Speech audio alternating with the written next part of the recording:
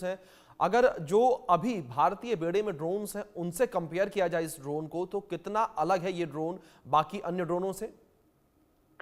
जी, अभिषेक जी, नमस्कार। देखिए, जैसे आपने मैसेज दिया था कि हम ड्रोन पे बात कर रहे हैं, जी। तो कल ही एक और ड्रोन का सफल परीक्षण हुआ है, जो कि टीवीआरएल में चंडीगढ़ का हमारा डीआरडीओ का एक यूनिट है, वहाँ पे जी। बना हुआ है और बहुत ही सक्षम ड्रोन है वो। जी। यहाँ तक कि वो उसमें जो डिटेक्शन ना होने की क्षमता वो भी है उसमें। तो मैं थोड़े-से चक्कर में था कि किस चीज़ के बारे में आप बात कर रहे हैं। जी। लेकिन आपने अपने इंट्रोडक्शन में क्लियर कर दिया था कि ये जो है ये कामिकाज़े ड्रोन है। जी। देखिए, कामिकाज़े कॉन्सेप्ट ये आज की नहीं है, ये सेकंड वर्ल्ड वॉर की है। आपने सुना होगा पर्ल हार्बर का जो जापान का जो अटैक था, वहाँ पे जितने एयरक्राफ्ट गए थे वो वापस आने के लिए नहीं गए थे। वो इसी मकसद से गए थे कि वहाँ पे जो टारगेट है वहाँ पे जाके खुद को ध्वस्त कर देंगे, लेकिन उस टारगेट को डिस्ट्रॉय कर देंगे। खास करके जो अमेरिकन शिपिंग जो थी वहाँ पे, जो वॉरशिप्स उनके थे। तो ये कॉन्सेप्ट तभी का है।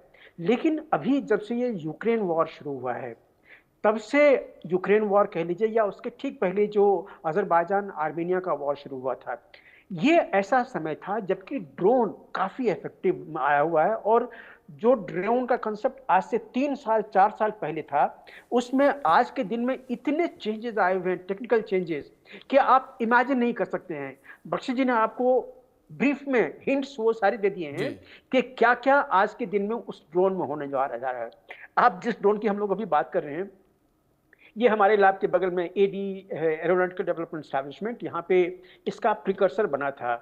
वो था एक अभ्यास सिस्टम, जिसमें कि ऐसी कैपेबिलिटी थी कि वो छोड़े जाने के बाद वो अपना साइज शेप जो जो रेडार पे जी। पिकअप होती है उसको चेंज करता था। मतलब ये एक आपके लिए टारगेट एयरक्राफ्ट का काम करता था, जो कोई भी एयरक्राफ्ट बन सकता है। किसी भी एयरक्राफ्ट का सिग्नेचर और उसके जो कैरेक्टरिस्टिक्स हैं वो आपके रेडार सिस्टम को या आपके डिटेक्शन सिस्टम को दे सकते हैं। तो उसी के ऊपर में डीआरडीओ ने काम किया हुआ है कि हम इसी प्लेटफॉर्म से हम ड्रोन कामिकाज़े ड्रोन क्यों नहीं हम बनाएं। तो उसके ऊपर में बहुत सारे हार्डवेयर चेंजेस हैं, बहुत सॉफ्टवेयर चेंजेस हैं। और उसी को जो ये अभी 1000 किलोमीटर रेंज उसको दिया गया हुआ है, 6 घंटे तक लॉटरिंग दी हुई है। तो ये सारी चीज़ें हो गई, लेकिन यहाँ पे हम लोग रुक ना जाएं, क्योंकि जितने ड्रोन रिमोटली कंट्रोल्ड होते हैं कि आप एक जगह में बैठे हुए हैं, चाहे आप रियर में बैठे हुए हैं या फ्रंटियर में बैठे हुए हैं, आप अपना कमांड दूसरे को दे रहे हैं। जी। इसमें जो आप एक्टिवली गाइड करते हैं रिमोट से, जी। उसमें एक सिग्नल सिस्टम होती है जिसको जैम किया जा सकता है। जी।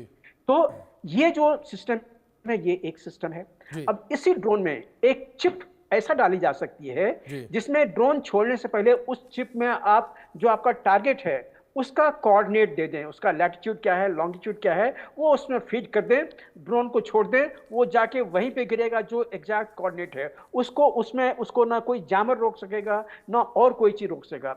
तीसरा चीज ये है कि कितना बड़ा साइज है उस कामिकाज़े का, जी। जो हार्डवेयर है। जी। अगर बड़ा साइज है तो ये रेडार पे आ सकता है।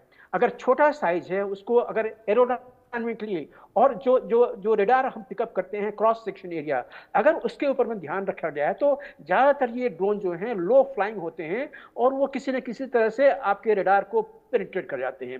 जी। अगर आपको किसी रेडार को ध्वस्त करना हो, या तो आप ब्रह्मास्त्र छोड़ें, हमारे पास में बहुत सारे मिसाइल्स हैं जो आप रेडार सिस्टम को आप गिरा सकते हैं, या एयरक्राफ्ट में हार्म सिस्टम या और सब और जो एंटी रेडिएशन सिस्टम होते हैं उससे गिरा सकते हैं। या इस ड्रोन में आप वो एक्सप्लोसिव दे दें, एक्सप्लोसिव सफिशिएंट है, 50 केजी बहुत ज्यादा है, उसको दे दें, कोऑर्डिनेट दे दें, इसको आप छोड़ दें, वो जाके उसको ध्वस्त करेगा ही करेगा। लो फ्लाइंग की इसमें थोड़ी सी कैपेबिलिटी दे दें कि वो लोअर फ्लाइंग कंट्रोल जो होती है फॉरवर्ड लुकिंग रडार के साथ में, वो करके चली जाएगी, जाके टारगेट को ध्वस्त कर देगी। तो ये एक बहुत बड़ा सिस्टम है। लेकिन हम लोग इसमें यहाँ पे रुके नहीं। ये जी। जो डीआरडीओ टेक्नोलॉजी है, इसमें दिन रात इतने परिवर्तन होते हैं। बख्शी जी ने आपको एक हिंट दिया था कि जी। आप इसको बाकी एयरक्राफ्ट के साथ में ले लें।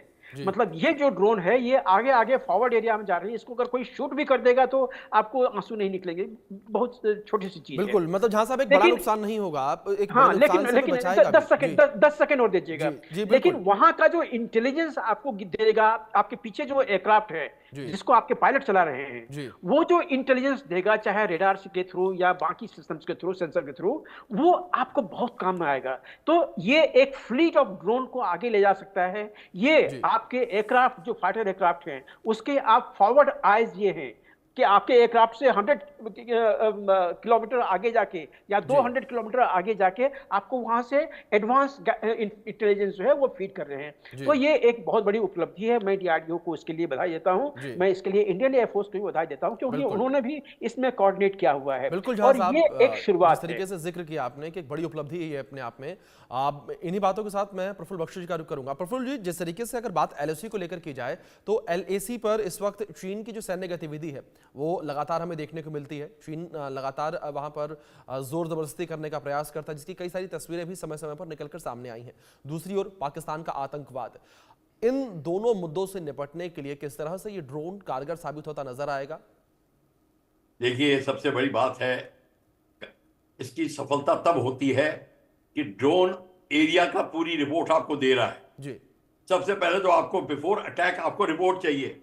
अगर आपको पता भी नहीं है और दुश्मन वहां से उठ के आपके हिल को कैप्चर भी कर दिया और 1 महीना निकल गया है, तो फिर क्या होगा। पर अगर